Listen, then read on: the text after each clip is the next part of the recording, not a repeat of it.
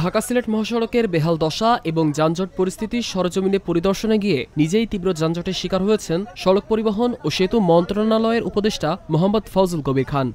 বুধবার সকালে তিনি প্রায় 2 ঘণ্টা ধরে আশুগঞ্জের সোনারামপুর এলাকায় যানজটে আটকা পড়েছিলেন। পরে গাড়ি থেকে নেমে হেঁটে এবং শেষমেশ মোটরসাইকেলে করে গন্তব্যে রওনা হন। এ সময় তার বিশেষ সহকারী শেখ মঈনুদ্দিনও অন্য একটি মোটরসাইকেলে তার সঙ্গী হন। এই ভোগান্তির মধ্যেই উপদেষ্টা বলেন, শেষ পর্যন্ত তিনি মহাসড়ক ঘুরে দেখবেন, সমস্যা কোথায় এবং এর সমাধানও করবেন।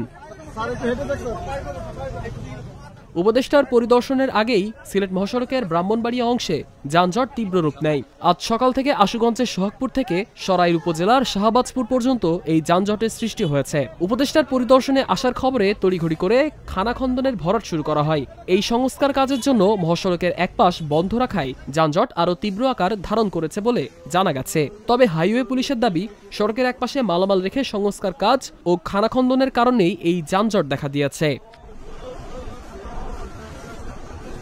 ডেস্ক রিপোর্ট, আজকের পত্রিকা।